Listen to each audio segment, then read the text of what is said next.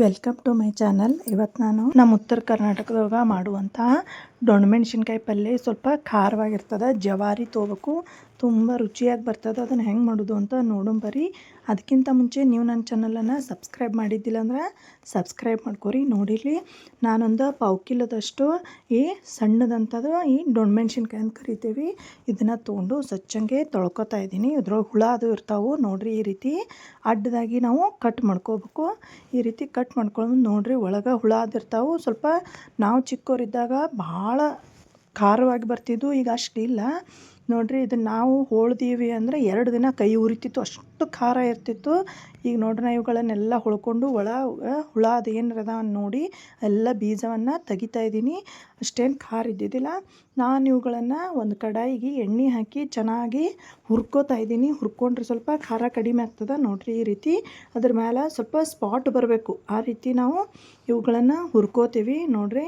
ಇದು ಈ ರೀತಿ ಇಷ್ಟ ಆದಮೇಲೆ ನಾನು ಸೈಡಲ್ಲಿ ಒಂದು ಪ್ಲೇಟ್ದಾಗ ತಕ್ಕೋತಾ ಇದ್ದೀನಿ. ಇವು ಆರೋದ್ರಾಗ ನಾವು ಇದಕ್ಕೊಂದು ಫಿಲ್ಲಿಂಗ್ ರೆಡಿ ಮಾಡಮು. ಅದಕ್ಕೆ ನಾವು ಒಂದು ತಾಟಿಗೆ ಸಣ್ಣದಾಗಿ ಹುರಿದು ಪುಡಿ ಮಾಡಿದಂಥ ಶೇಂಗಾದ ಹಿಟ್ಟು, ಖಾರ ಪುಡಿ, ಸ್ವಲ್ಪ ಮಸಾಲೆ ಖಾರ, ಸ್ವಲ್ಪ ಹುಣಸೆ ಹುಳಿ, ರುಚಿಗೆ ತಕ್ಕಷ್ಟು ಉಪ್ಪು ಮತ್ತು ಜೀರಿಗೆ ಬೆಳ್ಳುಳ್ಳಿ ಪೇಸ್ಟ್, ನಾನಿಲ್ಲಿ ಅರಿಶಿನ ಪುಡಿ, ಸ್ವಲ್ಪ ಕೊತ್ತಂಬರಿ ಸೊಪ್ಪು, ಸ್ವಲ್ಪ ಬೆಲ್ಲ ಹಾಕ್ತಿದ್ದೀನಿ. ಯಾಕಂದ್ರೆ ನಾನಿಲ್ಲಿ ಹುಂಚಿಕಾಯಿ ರಸವನ್ನು ಹಾಕಿನಿ, ಅದಕ್ಕೆ ಸ್ವಲ್ಪ ಅದು ಬ್ಯಾಲೆನ್ಸ್ ಮಾಡೋ ಸಲಿಂದ ನಾನು ಬೆಲ್ಲ ಹಾಕ್ಕೊಂಡಿನಿ ನೋಡಿರಿ. ಈ ರೀತಿ ಚೆನ್ನಾಗಿ ಸಾಫ್ಟ್ ಆಗೋಂಗೆ ಕಲಿಸ್ಕೊಂಡು ಈಗ ಅವೇನು ಹುರಿದಿಟ್ಟಿದ್ದೇವಲ್ಲ ನಾವು ಅದ್ರೊಳಗೆ ಇದನ್ನು ಫಿಲ್ಲಿಂಗನ್ನು ಚೆನ್ನಾಗಿ ತುಂಬ್ಕೋಬೇಕು ನೋಡಿರಿ. ಎಲ್ಲವನ್ನು ನಾನು ತುಂಬಿ ಇಡ್ತಾಯಿದ್ದೀನಿ.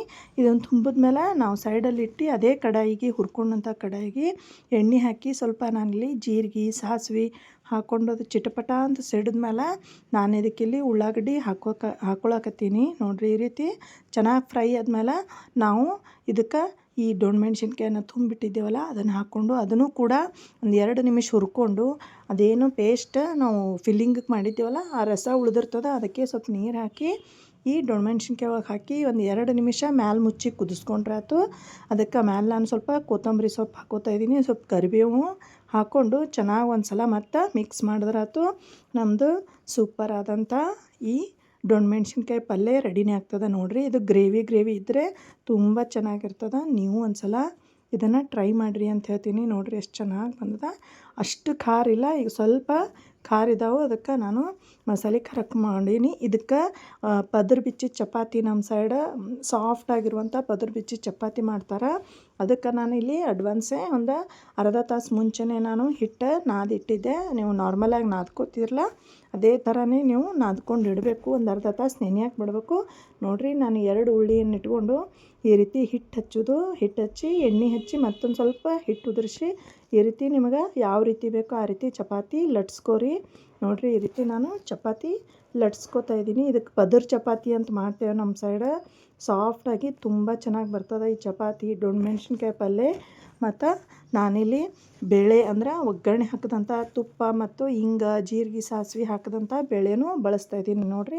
ಈಗ ತವ ಮೇಲೆ ಹಾಕ್ಕೊಂಡು ಸ್ವಲ್ಪ 2 ಕಡೆ ಎಣ್ಣೆ ಹಚ್ಚಿ ನೀವು ಬೇಯಿಸ್ಕೋಬೇಕು. ನೀವು ಬೇಕಂತ ತುಪ್ಪನೂ ಹಚ್ಚಿ ಬೇಯಿಸ್ಕೋಬೇಕು ನೋಡಿರಿ. ಹೆಂಗೆ ಉಬ್ಬ್ಯದ ಫುಲ್ ಪದರ್ ಬಿಚ್ಚಿ ಚಪಾತಿ ಬರ್ತಾವೆ.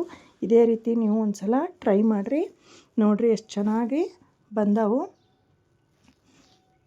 2 ಕಡೆ ಚೆನ್ನಾಗಿ ಬೇಯಿಸ್ಕೊತಾ ಇದ್ದೀನಿ ನೋಡಿರಿ. ಈ ರೀತಿ ಬೇಯಿಸ್ಕೊತಾ ಇದ್ದೀನಿ.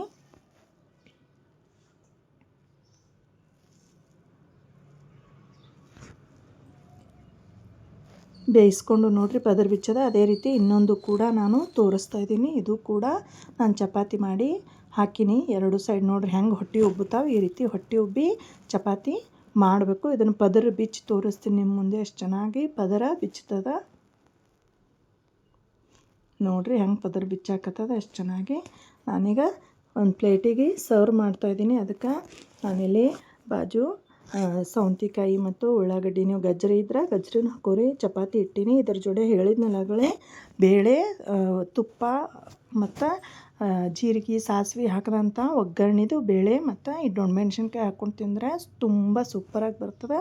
ನೀವು ಒಂದು ಸಲ ಟ್ರೈ ಮಾಡಿರಿ.